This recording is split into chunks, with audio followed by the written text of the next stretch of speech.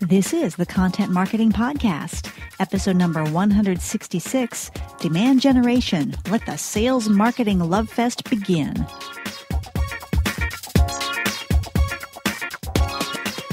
Hello and welcome to the Content Marketing Podcast. This is the show where we help you attract and retain business through the power of quality content. I'm your host, Rachel Parker of Resonance Content Marketing, and today is March 17th, 2016. Hello, or as we say in Texas, howdy, and thank you for joining us for today's episode of the Content Marketing Podcast.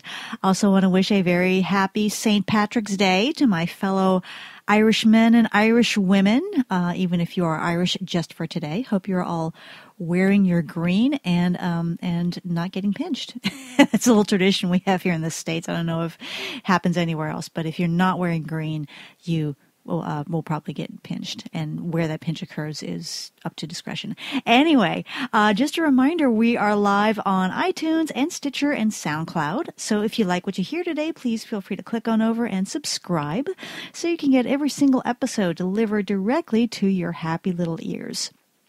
Also want to invite you to download our latest ebook. It's called Ninja Secrets of B2B Blogging, and you can get your very own copy at b2bbloggingebook.com. I also have an announcement, actually kind of a pre-announcement. I am entering the final stages of the content for my book. Yes, I am going to have a book coming out here very shortly, and if you've been listening to this podcast for a while, you'll know this has been a very long journey to get this book finished, but we are aiming for a May launch date. I don't have a title yet, don't have cover art yet, but just wanted to give you a heads up. So, I will keep you posted. Keep an eye out for that book coming out in May. Okay, last week we talked about the 7 golden rules of demand generation content. If you happen to miss that episode, feel free to check it out on iTunes or Stitcher or SoundCloud or via the RSS feed. Today we are returning to the topic of lead generation. Specifically, we're sharing how to turn that demand generation process into a sales marketing love fest. Wonder what that means. But first, it's time to check in with our news feed for this week's rundown of news you can use.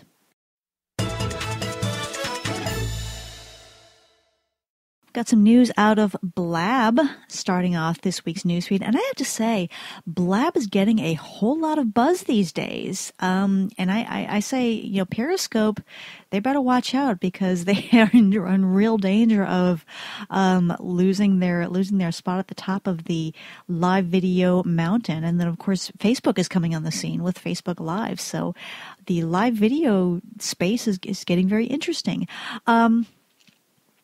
So Blab, if you're not familiar with it, it is a live video app, so similar in that way to Periscope and Meerkat. But what it does is it lets you broadcast in a panel format so that you can have up to 4 presenters on a single screen and actually broadcasting their conversation rather than just having one presenter at a time. And it's getting a lot of buzz, getting a lot of really good use. A lot of my good friends are doing Blabs. I know Jay Baer, to promote his latest book, is just doing, every week I see him do on another Blab. So the latest news out of Blab is that there is now what they call the Tiny Player.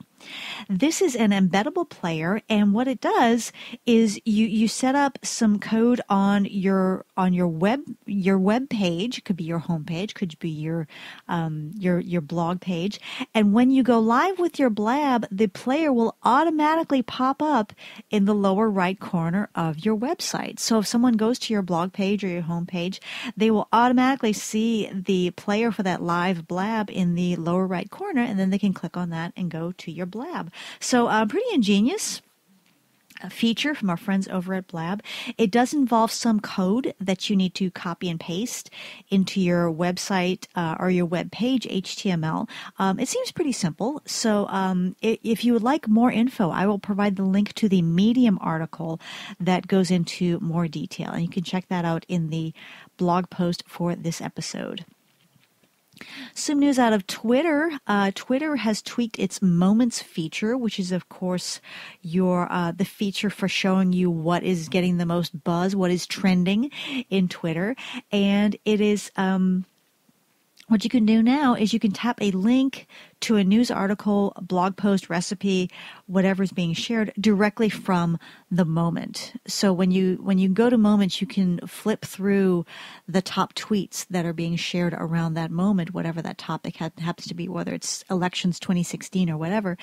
And then if one of those tweets contains a link, you can click that link, open whatever it is they're linking to, the blog, the article, or whatever it is, and then jump back to the moment when you've left off. And you know what? I got a confession here. I can't recall how this used to work.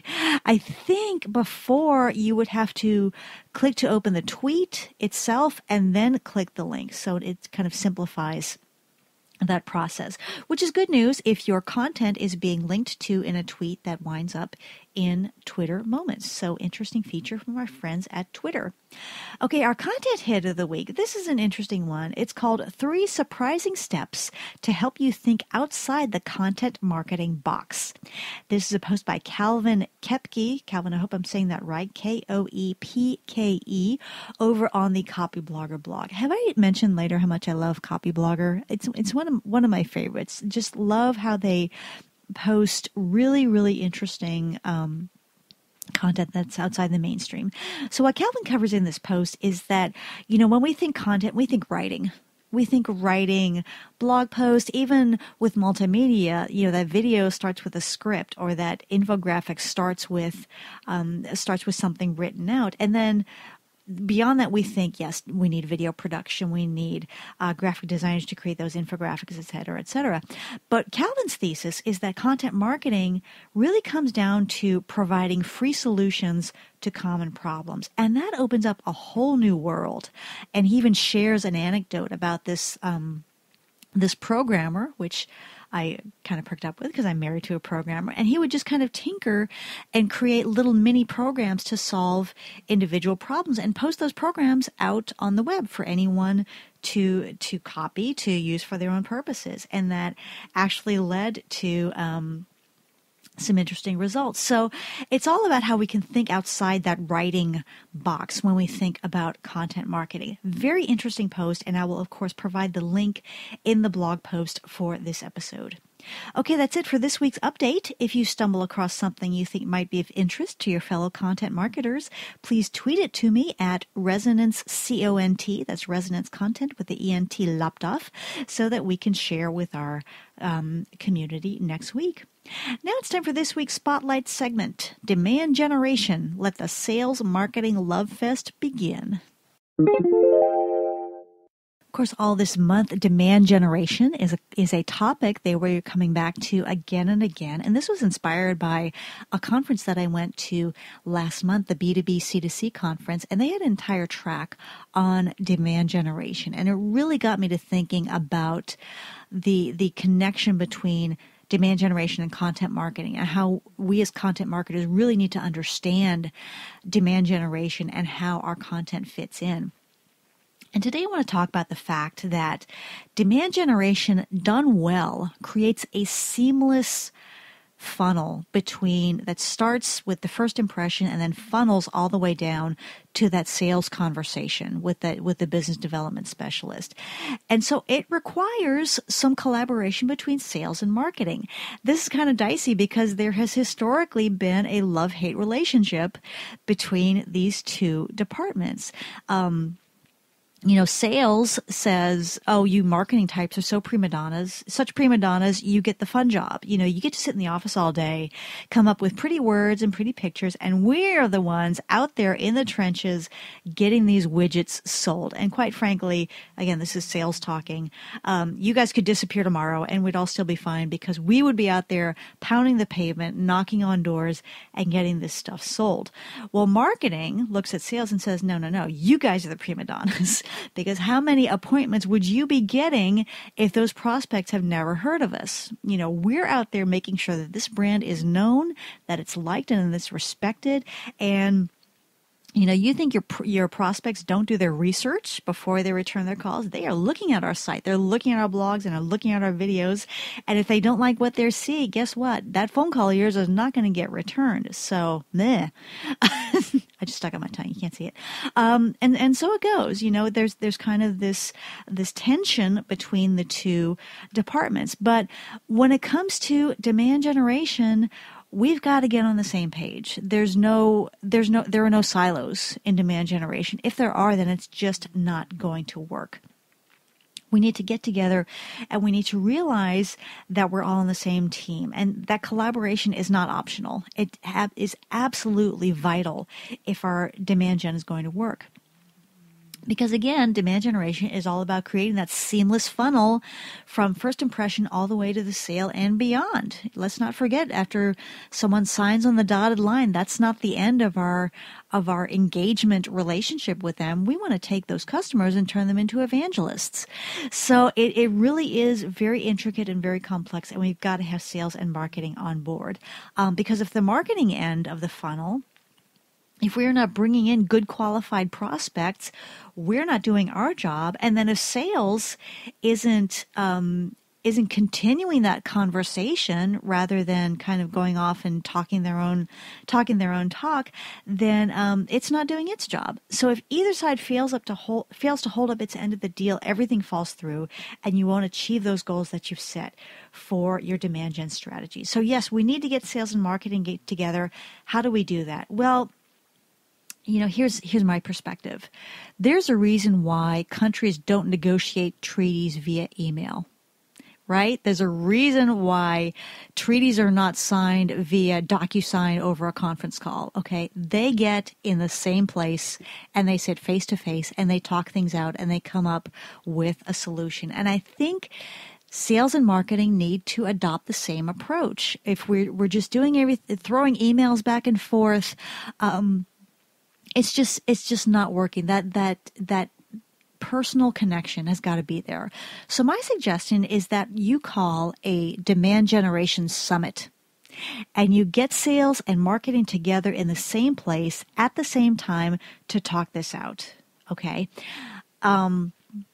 Now, if you have multiple locations, then that might be challenging. So if that's not possible to get everybody in the same room, at least set up a Skype or a video conference where you can at least be virtually face-to-face, if not physically. I think it really makes all the difference in how we interact and how we are able to see each other's points of view. So we set up that summit. What needs to be on the agenda? The first thing is we in marketing need to understand the sales process. We need to understand how it proceeds from the first time that qualified lead comes across their desk to the closing of a sale. And in true journalistic fashion, we need to know who, what, when, where, and how. So number one, who are the people they're talking with? And since this is kind of a B2B thing, we need to know who is involved in that sales process. Typically, it's not one person. It might start with a manager, they would bring in a director, and then it would proceed to the VP. What are those job titles? What are those roles? What are those seniority levels? And also years with the company and level of technical expertise. What do these people look like? Who is involved? What is their role? What is their role in the company? What is their role in the decision-making process? And what do they need? What do they need from us? Which brings me to the second part, the what. What do they discuss in those sales conversations? What questions come up? What answers do they give to those prospects' questions? Really dig deep and find out what happens in those sales conversations. You may even ask them to do a role play, of a sales rep or a business development rep sitting down with a prospect and really showing how the conversation proceeds, what questions come up, and how they address them. Okay, number three, when? When do these discussions take place? How far apart are they? Time-wise, are you meeting with one person one week and then the next week and then the next week, or are they a little more spread out? And also, when in terms of how close are they to making their decision? when these discussions happen? Are they trying to decide something that they want to implement next month, next quarter, next year? What is the timeline on which those discussions take place? Number 4, where? Where are these discussions? Do the business development reps visit their offices? What do they see there? What is the environment like? Is it very quiet and serene? Are there a lot of interruptions? And then finally, the how. Ask your sales team, how do they drive those conversations? What are their if-then strategies? Every salesperson can come up with a list of objections that they have to deal with, and they know immediately how they deal with those. Now, this who, what, when, where, and how, this may seem like a lot of information that has nothing to do with our mission as content marketers. It may seem to have nothing to do with demand generation, but what you're asking them to do is to describe the process that we in marketing are guiding those prospects towards. And the more we know about that process, the better we can guide people further down that funnel. And there may be some interesting ahas that come out of that when you find out those job titles of those people, or even the environment that those conversations are taking place in. It can really generate some unexpected insights into our role towards the top of that funnel. So that's the first item on our summit agenda, understanding the sales process from the first contact all the way down to the sale. And the second thing we need to do is flip the tables and help our sales folks understand the marketing process, understand how we, in the context of that demand generation funnel, how we interact, how we bring people in, how we engage them, how we guide them through every step of that funnel. Now, as marketers, and this is true for any professional, we tend to slip into thinking that everybody gets what we do. Everybody understands what we do, and everybody understands the important role that we play. But not everybody does, and it's not their fault. It's not that they don't care. They're just busy. They don't have time to wander around to the marketing department and say, hey, what do you guys do here? What goes on here? How do you add value? So we need to educate them. We need to take them through that demand gen strategy and help them really understand what we do and why. What is the purpose behind it? What is the goal? So we need to show them how all these assets, these white papers, these webinars, all the other stuff that we're doing, we need to show them how we're building trust at each level of interaction and guiding those prospects towards that sales conversation. And, there's a reason why we don't ask them to sign up for a sales conversation right off the bat, because they're just getting into it. We don't want to scare them off. Also, make sure that your sales team understands the tools that you're using and the role that each one plays. Explain that at the top of the funnel, here's why we focus on the blog, because people are out there doing research. They are searching on Google for this topic, and we want to provide some free, ungated content to bring them into that process. From there, we proceed, and at the top of the funnel, we also have email, we also have social media, we also have podcasts, and then how we funnel down to the white papers, the webinars, et cetera, all the way down to the demo or the sales conversation. Because to a lot of salespeople, we just seem to be in our little corner of the building doing stuff and writing stuff and publishing stuff, and they don't necessarily understand that there is a rhyme and a reason behind every single thing that we do. So just by bringing this process into the conversation, you may inspire some innovative ideas that come up from the group just by virtue of being in the same room. So that's step 2. The third thing we need to do is, and this is crucial, and this is where steps 1 and 2 really come into play. Lay out the entire demand generation funnel.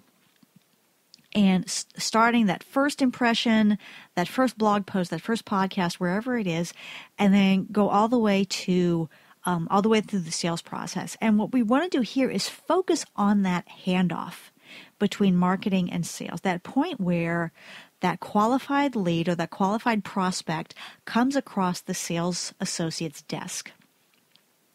And we need to ask questions like, what is working well in that handoff process? What needs improvement? And then finally, really look at what questions or what issues come up in that sales process that we could be addressing on the marketing end. For example, the sales team might be saying, hey, we're getting these prospects, but they think they're going to get our solution for $10 when it's actually $10,000 and they don't have the budget for it. Then we on the marketing side can say, okay, great. How can we take that into account when we create our content and address that question of budget and what these solutions tend to cost and how people can decide how much budget they need to set aside for it. And then we can kind of preempt that awkward discussion over price by subtly working it into our content. So those are some ideas on things to cover in the Sales Marketing Summit or Sales Marketing Lovefest if we do it well. And then once that summit is done, keep the collaboration going. Keep that conversation going on between sales and marketing.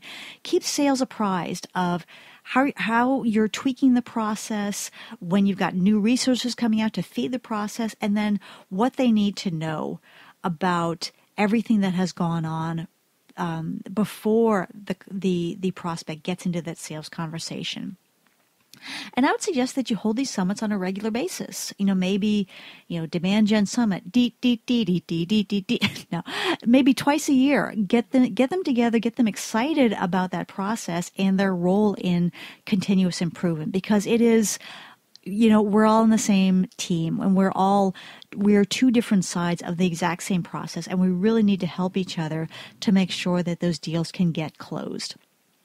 Okay, those are a few thoughts on bringing sales and marketing together for your demand generation summit, Lovefest, call it what you will.